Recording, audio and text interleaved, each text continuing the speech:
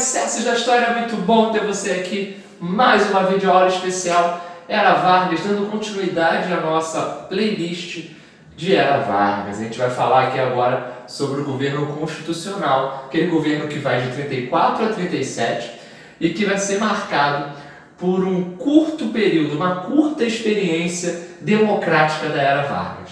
E eu vou te mostrar nesse vídeo de hoje que essa experiência democrática da Era Vargas, ela foi bem curta mesmo, mais do que a gente pensa. Na verdade, a gente costuma dizer que esse governo, começado ali com a Constituição, a promulgação da Constituição de 1934, ele vai até 37, então o governo constitucional é de 34 a 37, porque oficialmente em 37 temos o Estado Novo e temos uma nova Constituição sendo outorgada, de cima para baixo. Mas a gente sabe, com uma análise mais minuciosa do caso, que essa Constituição aqui que eu vou mostrar para vocês, a de 1934, ela existiu por menos tempo do que a gente imagina. Oficialmente, de 34 a 37. Isso torna ela a Constituição brasileira que menos vigorou. 3 anos somente. Mas, galera, em 1935, Vargas já cria uma lei chamada Lei de Segurança Nacional. E muitos pontos dessa Constituição de 1934 acabam indo por água abaixo. Então a gente começa a dizer que a partir da Lei de Segurança Nacional a Constituição existe, mas existe meio capenga, não mais daquele jeito como ela foi projetada para existir. Então, galera, em 1934 essa Constituição está sendo promulgada, até então a Constituição mais avançada em termos liberais, democráticos, que o Brasil já viu. É a nossa segunda Constituição republicana e a nossa terceira Constituição de toda a história. Em 1824, lá no primeiro reinado, 1891, lá logo após a proclamação da República, no governo ainda do Deodoro, e depois nós temos essa do Vargas. Lembrando que em 1930, com a Revolução de 30, ou o golpe de 30, esse movimento vai acabar amassando. Vargas, ele dissolve a Constituição de 1891 e fica ali aquela parada, né? Vamos fazer isso.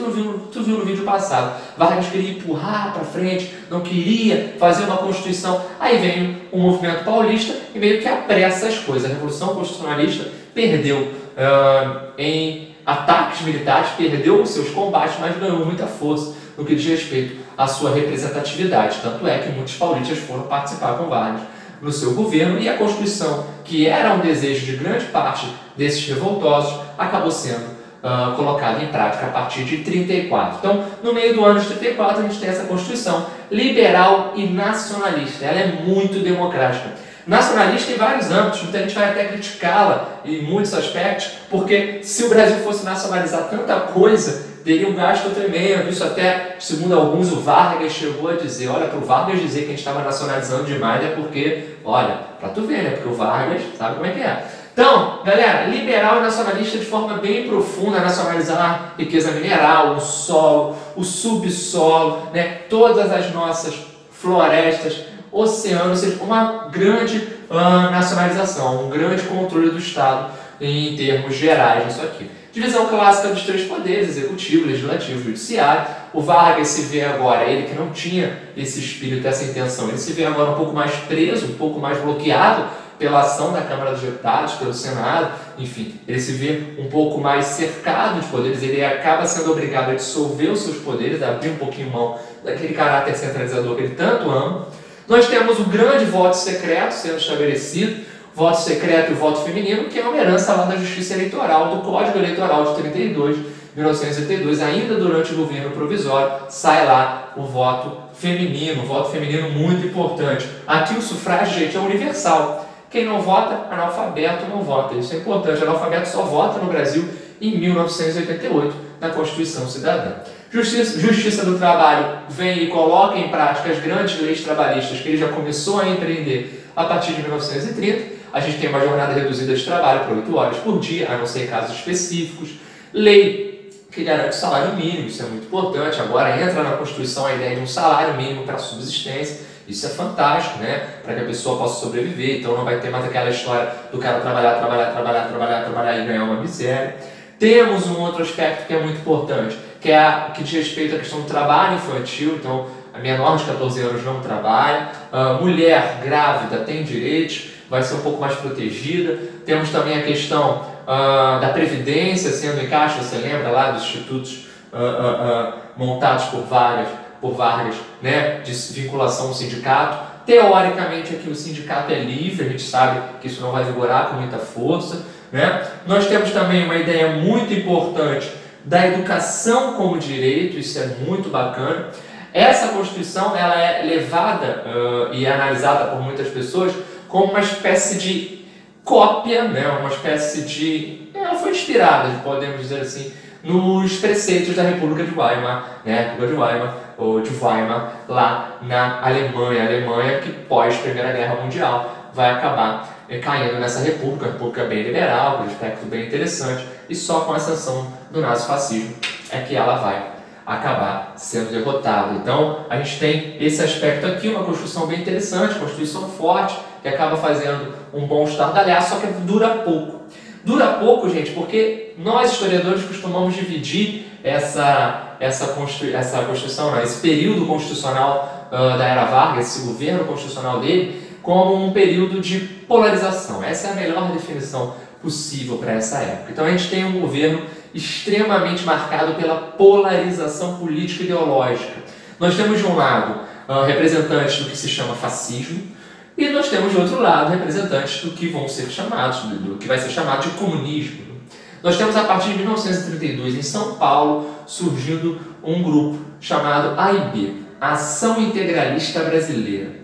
Então, Plínio Salgado é o grande representante da AIB, um grupo que surge com caráter nacionalista, né? Pátria, Deus e liberdade, a sua grande frase, né? A galera se vestia de verde, uniforme o tempo inteiro. Ainda não era um grupo político, tá? Os camisas verdes, essa galera que ia para a rua e se comunicava com Anauê. Anauê, você, meu irmão, né? Uma palavra lá indígena.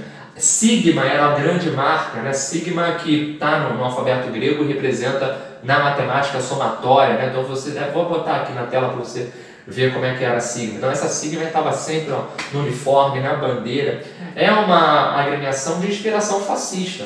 Tem inspiração diretamente ligada à Itália, um desenvolvimento forte do fascismo por lá, e ela acaba sendo fruto, claro, de todo um contexto internacional de crise do liberalismo, crise marcado fortemente pelo fim da Primeira Guerra Mundial, crise marcadamente vinda pela crise de 29, que vai dar um impacto muito grande na economia liberal, e aí essa resposta a essa crise liberal acaba sendo um regime autoritário de controle muito forte, e no caso do Brasil, um regime que vai colocar a nação acima de muitos aspectos. Na verdade, nada pode ser superior à nação, né? Pátria, Deus, a religião muito forte, e a questão conservadora da família. Isso faz a cabeça de muita gente. É um engano achar que essa expressão foi somente marcada nas classes médias urbanas. Muita gente gosta de dizer isso, que a AIB teve muita força nas classes médias urbanas, mas eu gosto de dizer, e a gente sabe hoje, que a AIB teve uma penetração grande em outros espaços, até mesmo rurais. A região do Rio de Janeiro, conhecida como Campo dos Goitacazes, foi uma grande região onde os fascistas da AIB, da Ação Integralista Brasileira, fizeram um grande reduto, fizeram sucesso. Né? Nós tivemos figuras importantes, não só o Plínio Salgado, o principal, né, o grande fundador disso. Nós temos também o Gustavo Barroso, que vai fazer um importante trabalho levando a AIB para o Norte e Nordeste, e o Miguel Reale, que vai fazer um importante trabalho levando a AIB para outros pontos, como o Rio Grande do Sul. Aqui no Rio de Janeiro, de onde eu estou gravando esse vídeo, nós temos a cidade de Petrópolis também como uma cidade importante, vários comícios, né? Vários congressos da AIB foram feitos por lá. E em 32 eles ainda não eram de fato um partido político, mas a partir de 35 de fato já estão sendo, né? Tem deputado estadual, tem deputado federal, tem um projeto político de poder. Inclusive, quando a gente está ali chegando a 38, nós temos o Plínio Salgado se lançando como candidato à República. Galera, sabe por quê? Porque essa Constituição de 34 deixava aberta uma eleição que ocorreria em 1938. Foi um acordo feito. Em 38 tivemos eleição, Vargas não pode vir como candidato, ele teria que apoiar outra pessoa, porque essa Constituição não permite a reeleição, isso é muito importante. Lembrando que o Vargas foi eleito indiretamente numa Assembleia. Nessa Assembleia que faz a Constituição, elege o Vargas para ser o nosso primeiro presidente desse período, a partir de forma indireta, tá bom? Só lembrando o que eu falei no vídeo passado. Então, voltamos para a AIB. Essa ideia é bem inspirada em ideais fascistas. E, como eu falei da polarização, a gente não pode esquecer que tinha um outro lado, né? Não necessariamente quem era contra, quem era antifascista era comunista. Muita gente faz confusão hoje, né? Ser antifascista não é necessariamente ser comunista. Mas talvez nesse espaço de tempo, nesse período curto de tempo, ser antifascista era estar ligado muito fortemente a um movimento que vai surgir em oposição ao fascismo, que é o movimento da Aliança Nacional Libertadora, a ANL. A ANL entra na pauta política geral através de um grande destaque de um cara que mais pra frente vai dizer que odeia comunista. Olha que loucura, cara. Quase ninguém vai acreditar nisso. O Carlos Lacerda, um dos maiores rivais que o Vargas, talvez o maior rival que o Vargas teve na vida, um dos maiores rivais dos comunistas na vida. O cara era totalmente liberal, de direita, odiava comunista de todo jeito. Ele foi um grande porta-voz da ANL nos primeiros anos ali no seu surgimento. E um outro grande responsável pela ANL, claro, sem dúvida, é a sua maior figura, é o Luiz Carlos Prestes. Ele que já era capitão, tinha sido tenente lá no movimento tenentista, não apoia a Revolução de 30, porque na visão do Prestes, eu falei isso lá no meu vídeo da Revolução de 30, na visão do Prestes, a Revolução levaria Vargas ao poder, mas faria uma pequena troca ainda do comando, seria uma elite por outra. Não teria, entrariam os burocratas, né, essa galera mais da classe média e da elite urbana, e sairia a aristocracia rural. Era uma troca, né? Na verdade, o Luiz Carlos Prestes era um defensor de uma revolução popular, né? Chamar os trabalhadores. E engraçado é que uma revolução popular naquela época, nas palavras do próprio Luiz Carlos Prestes, sairiam não das fábricas, sairiam dos quartéis. Pode parecer louco hoje, você que se prepara para o concurso militar, talvez não tenha muito essa dimensão. A maioria dos militares que você conheça possam ter uma aversão à palavra esquerda, né? Ao comunismo, ao socialismo. Mas o Brasil já teve, majoritariamente, dentro dos quartéis, a ideologia esquerdista. A ideologia predominante foi a de esquerda. Isso é bem interessante, né? Isso faz, inclusive, o Luiz Carlos Prestes, né, acabar dizendo isso. O Luiz Carlos Prestes foi treinado pela União Soviética e hoje já se tem comprovação estabelecida entre a ANL e a União Soviética. Seria aqui a tentativa de implantar um regime socialista, né, no Brasil. O Luiz Carlos Prestes vai para fora e ele volta com uma espiã soviética, né, uma espiã treinada pela União Soviética, ela que era alemã, né, e judia, a Olga Benário. A Olga Benário volta com ele, rola um romance, enfim, daqui a pouco eu conto melhor isso aí. Uma outra figura importante, também militar, o Agildo Barata, é ele que vai levar a cabo de forma bem importante no Rio de Janeiro a intentona comunista. A gente vai falar sobre isso daqui a pouco, não precisa acelerar não. O que é importante é o seguinte, essa tensão fascistas contra comunistas, fascistas, a galera da AIB contra a galera da ANL, inclusive a ANL, já, se os fascistas tinham lá aquele lema, né, Deus, Pátria e Família, né, a galera da ANL tinha uma outra ideia, né? Terra, Pão e Liberdade. Isso foi muito utilizado também, inclusive virou um novo grupo depois que a ANL foi abafada, depois de 35, né? É interessante tudo isso. Cara, parecia essas torcidas doidas de futebol que caem na porrada por aí, era uma parada dessa. Então tava lá rolando o comício dos fascistas.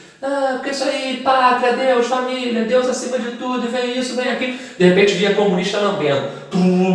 Metralhadora, porrada, cacete, pra lá, pra cá. Tava lá, de novo, um discurso da ANL, essa galera lá comunista falando: isso aí é terra, revolução, proletariado, vão começar no campo e atingir os proletariados, porrada comia também, a pancadaria total, ou seja, um atacava o outro de forma bem contundente, era um ataque muito constante. E o Vargas nisso, cara? E o Vargas nisso? Você deve estar se pensando, o que o Vargas fazia nesse meio?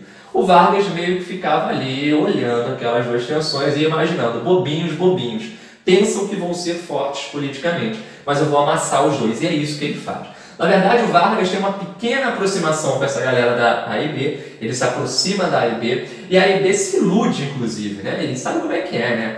Essa ideia de se iludir é muito triste, porque tu acha que o cara tá contigo, o cara não tá contigo. E quando o que acontece é que a AIB, achando que o Vargas ia fechar com eles, fecha com Vargas, apoia Vargas, inclusive no momento que ele dá o golpe do Estado Novo. Só que quando o Vargas dá o golpe do Estado Novo, a gente vai ver no vídeo seguinte melhor, o Vargas vai lá e pum, bota a A e B na ilegalidade também, da mesma forma que no passado ele havia feito com a ANL.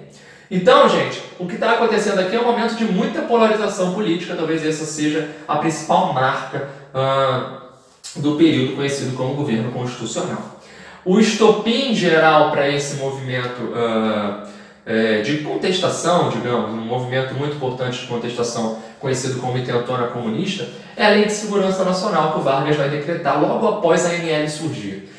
A ANL surge em 1935, ainda em 1935, vem uma paradinha conhecida como Lei de Segurança Nacional. Essa Lei de Segurança Nacional dizia que ia colocar a nação acima de tudo e para isso deveria que extirpar aqueles que atrapalhariam a nação. Vargas, já ligado nas tendências da época, as tendências da moda, percebe que os comunistas vão tentar derrubar ele de alguma forma em algum momento. E aí o que ele faz? Joga a ANL na ilegalidade. A ANL na ilegalidade, ela tinha um contato muito forte com o PCB, o Partido Comunista Brasileiro. A gente tem ali um problema muito grave acontecendo.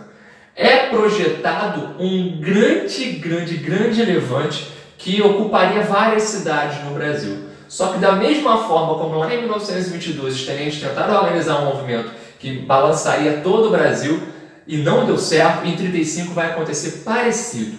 Essa galera da ANL tenta fazer um movimento nos quartéis, só que somente 3 grandes cidades se movimentam e acabam sendo facilmente isoladas e reprimidas. A gente tem Natal, lá no Rio Grande do Norte, Recife, em Pernambuco, e nós temos o Rio de Janeiro, também a capital, acontece na URCA, na Escola Militar da Praia Vermelha, na Escola Militar do Realengo também, e também no Campo dos Afonso, onde tem lá o Museu da Aviação, enfim. Uma coisa importante, esse movimento ele é muito frágil, ele não consegue ganhar força fora dos quartéis, ele não consegue ganhar nem tanto apoio dentro dos quartéis assim, e a ANL acaba sendo facilmente sufocada. Intentona Comunista é dessa forma que os livros chamam esse acontecimento. Intentona, hoje em dia, está muito no dicionário como ataque surpresa, ou surpresa, movimento de surpresa. Mas na época foi usado bastante, até por vários períodos de tempo, foi usado bastante como sinônimo de loucura, loucura passageira, como o cara tivesse um ápice de loucura, ou seja, seria um ataque louco dos comunistas em 1935. Como eu falei, Rio Grande do Norte, Pernambuco e Rio de Janeiro, fortíssima repressão. Essa repressão é muito forte. Já em 1935, o Agildo Barata sai preso da URCA, ali na Praia Vermelha, acaba passando por muita tortura, inclusive. Nós tínhamos como chefe da polícia do Distrito Federal, que era o Rio de Janeiro na época, um sujeito extremamente cruel, você talvez já tenha ouvido falar nele, que era o Filinto Miller. O Filinto Miller entrou para a história como um dos homens mais perversos que já pisaram esse país. Chefe da polícia também do Vargas, Vargas tinha nele uma grande confiança. Em 1935, o Vargas vai conseguir o estado de sítio. Então, em novembro, nos dias finais de novembro, dia 23, não me lembro ao certo, dia 23, 24 e 27, se eu não me engano, no dia 23 no Rio Grande do Norte, 24 em Pernambuco e 27 no Rio de Janeiro, explode essa intentona comunista, mas o Vargas, no mês seguinte, depois da repressão, ele já consegue, enviando para o Congresso um pedido, o Congresso aceita, apesar da oposição ser um pouquinho contra, a maioria do Congresso aceita, e o Brasil entra em estado de sítio. Então vem cá, depois da Lei de Segurança Nacional, que já mudou muita coisa dessa liberdade tão grande que a Constituição dava, agora nós temos o estado de sítio sendo decretado a partir de dezembro de 1935. Estado de sítio, gente, tem que ser passageiro. 30 dias no máximo foi o estabelecido, 30 dias apenas. Só que o Vargas no ano seguinte consegue uma nova manobra e eleva para mais 90 dias. E depois desses mais 90 dias, ele consegue em março uma nova manobra, onde o estado de sítio vira estado de guerra. Então, em 1936, nós temos um estado ainda mais centralizador e sufocante. O estado de sítio, que já era bem controlador e centralizador, ou seja, dava ao presidente, dava ao executivo prerrogativas maiores, até então nunca vistas, no que diz respeito a controlar, fazer determinadas coisas. Agora é como se o Brasil estivesse vivendo uma guerra. Ele consegue, com uma manobra muito hábil junto ao Congresso, um estado de guerra. Então, a partir de 1936, o Brasil é um estado de guerra. Em 1936 também é criado o Tribunal de Segurança Nacional. Esse Tribunal de Segurança Nacional vai fazer o quê? A coerção e o julgamento, né, de forma especial, baseado na Lei de Segurança Nacional, de pessoas acusadas de crime contra o país, contra a nação. Basicamente, pessoas acusadas de comunismo. Então, nós temos aqui uma forte repressão, o estado de sítio sendo decretado no final de 1935. Em 1936, o TSN surge, né, o Tribunal de Segurança Nacional. E, para completar, nós temos a prisão do Luiz Carlos Prestes e a prisão e deportação da Olga Benário Prestes. Então, nós temos a Olga Benário e o Luiz Carlos Prestes acabam sendo presos no Rio de Janeiro. Eles são... o Luiz Carlos Prestes é julgado pelo TSN, assim como a Gildo Barata também foi, enfim, outras personalidades também foram. Eles são presos, o Luiz Carlos Prestes vai ficar preso até o fim de 1945, e a Olga Benário Prestes, a Olga Benário vai acabar sendo presa, e depois de um longo processo, que não é tão longo assim, foi até rápido, no fim de 1936, inclusive ela é presa no início, e no fim de 1936, ela já é deportada, ela vai para a Alemanha, gente. E qual é o grande problema disso tudo? Entra para a história essa deportação da Olga porque ela estava grávida do Luiz Carlos Prestes. Ela estava grávida do Prestes, ela era de origem judaica, então ela era uma alemã judia, e ela claramente sofreria nas mãos do regime nazista que lá existia na Alemanha. Isso era muito óbvio, isso era muito claro. O STF tinha a palavra final, gente. O STF tinha a palavra final. Ele tinha o direito. O advogado da Olga pede um habeas corpus reverso, né, uma manobra que ele tenta jurídica, não para que ela fosse solta, né, não, ele não pede um habeas corpus para ela sair da prisão, ele pede um habeas corpus para que ela fique presa aqui.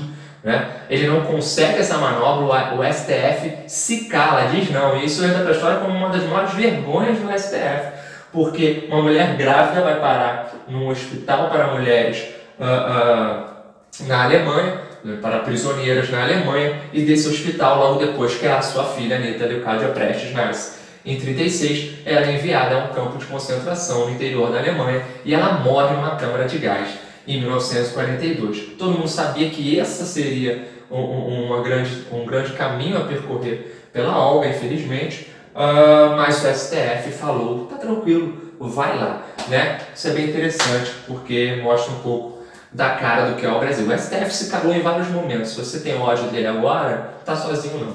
Olha só, 37, Plano Cohen, a mentira varguista. Por que a gente fala que o Plano Cohen é a mentira varguista?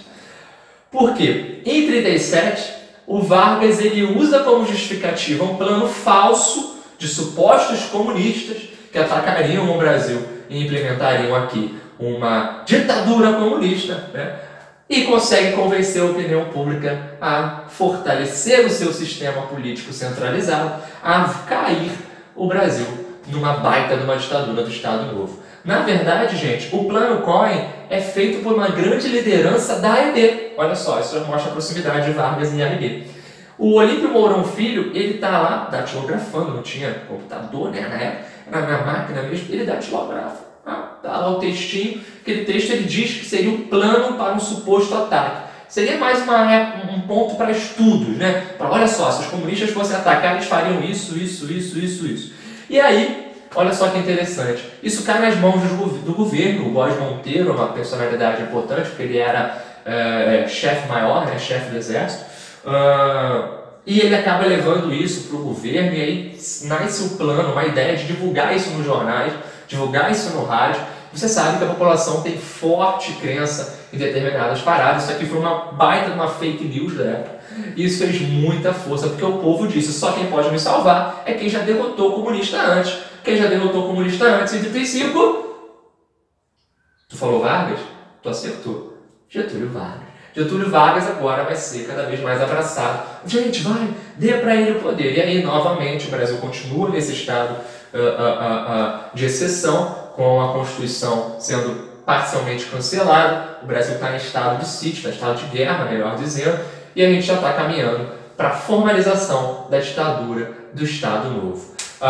O desenho aqui é bem claro, a ANL não vai para frente, a AIB continua existindo, quando em 38 ela acaba sendo amassada e tenta se revoltar contra Vargas. A gente vai falar um pouquinho sobre isso. Tranquilo, galera? Espero que vocês tenham entendido, é basicamente isso, aquela saída clássica para tu tirar aquele print maneiro, né? Aquele print aí que faz falta, né? Então, espero que você tenha gostado, curte aí, se inscreve no canal, é um prazer estar fazendo esses vídeos aqui para vocês e a gente vai estar sempre lançando pelo menos um vídeo por semana para não perder o hábito.